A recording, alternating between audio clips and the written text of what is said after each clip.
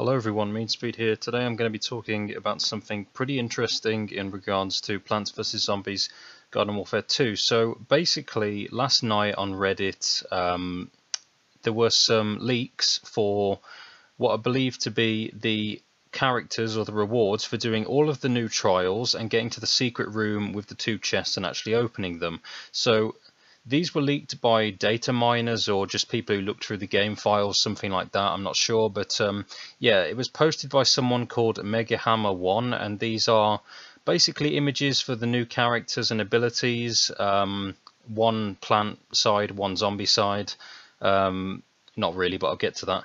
But yeah, so these are basically new characters. I'm going to go through what I think about them and also do it like a rundown of the abilities and stuff. So we're going to start with the plant side. So this is the Torchwood. So yeah, first of all, I want to actually clarify that these pictures of the characters were taken when they were mapped to other models in the game. So stuff like the sizes of the characters might not be real, and obviously that explains why some things are slightly distorted and terrifying. But yeah, the size of this character is huge, like the boss itself, so it could possibly be a new tank. It might have a lot of health, and it could be, you know, slow moving as well, similar to the boss. Another thing is that it could possibly be the plant equivalent of the imp, and maybe this is his mech or growth form, and that's why he's so big. Since his abilities all look pretty powerful, you know, powerful enough to suit a mech, at least to me, and mechs in the game have similar abilities, such as the Drake mech having a shield. Or, you know, like a damage resistance type thing. So yeah, like the leaf shield that he's got. You know, it also seems fairly likely that this is the case, because it would be quite lazy, at least to me, you know, of the developers to just copy and paste the model of the boss and try to pass it off as a new class. But, you know, if this is just like a temporary form, then it's not as bad. Plus, people online were speculating, you know, a small stump class anyway, following a suggestion actually that was put on Reddit. So yeah, that was quite popular actually, which is for like a small stump class. And PopCap are actually known for listening to the community, so maybe they took a lot of inspiration from that. So yeah, I mentioned the leaf shield. Let's actually get to that now. So yeah, it makes him move slower, but it's probably better than shields like Citron's, because it actually looks to cover all around him based on the picture, and not just, you know, to cover one area like his front or his back or something. So that's pretty nice. The Blazing Blast, it's pretty much just like how the boss, you know, sort of stands still and breathes fire. If you've played against the boss in the game, you know what I mean. You know, it might have the range of a fire chomper's spray, and I'd imagine it's a very situational ability with limited range, and like I said, you probably can't move while using it, so it might just be good for when you're stuck in a corner and there are a few enemies in your face, something like that. You just want to get rid of them pretty quickly. And finally, we've got the Smoldering Madness, which is by far the most crazy out of the three abilities. This almost seems like a legendary meter effect in itself, since he actually moves faster like every legendary does in their special mode. He shoots unlimited wood chips, which I assume are his primary weapon, but this means he doesn't need to reload at all and can spam them. And also furious fire damage, as they call it, which I guess might be a lot more damage over time than normal.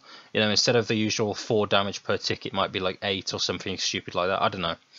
But yeah, overall I like the abilities, but like I said, they really seem almost too good for like a normal base class. So maybe he's like the imp and he gets a bigger form, and that's when he gets more powerful, and obviously the abilities sort of make sense and they go along with a more powerful character to begin with. But yeah, I personally really like this character. I prefer plants anyway, so I think I'll get this guy first after a few months, based on how drawn out the DLC is. But yeah, moving on. So the zombie side, we don't actually have a zombie. This is the Goat-3000. I didn't believe this at first, but yeah, it's not a zombie, it's actually a goat. It's pretty weird to not have a zombie on the zombie side, but, you know, I don't know, it would have been maybe a bit more suited if it was a zombie goat instead of this sort of technology-based animal thing, but yeah. This is basically like a support class. It's like the zombie version of Rose, but I personally think the abilities are a bit better. I'm going to get to those, obviously. But yeah, based on his abilities alone, we can tell he's a support character. We can assume he can move fast and jump high since he's on a hoverboard. I mean, it's in his name. So that means he might have low health to balance it out. That would be wise. His primary attack probably isn't the normal goat ram or the goat charge, you know, when someone goatifies you, but instead it might be like a laser that's fired from somewhere on his gear and maybe just from his eyewear, something like that. The abilities, let me say this right, tubular turbo, something like that. I mean, the devs love these ridiculous names, alliteration and all that. But yeah, similar to Leggett actually from Battlefield Heroes, it gives nearby allies a temporary speed boost, which can be good on attack maps to get to the capture point quickly. If an engineer isn't on your team and you don't have a teleporter or you're struggling to get one up. I mean, that's assuming some people do actually bother for the objective, but yeah. It might be crazy to give mechs this boost as well, especially the Drake one, mentioning that once again, because that's actually purely close range, so it'd be pretty ridiculous for that to get a buff. But yeah, we don't know how fast people go or how long it lasts for, so it's hard to say much. As is what I'm going to get to now. So the damage buff booster beam. Yeah, that's the name apparently. Yeah, it's like Mercy's beam in Overwatch, the blue beam when you right click, which is basically, you know, when you give a damage buff to someone with your beam, you obviously got to follow them with it.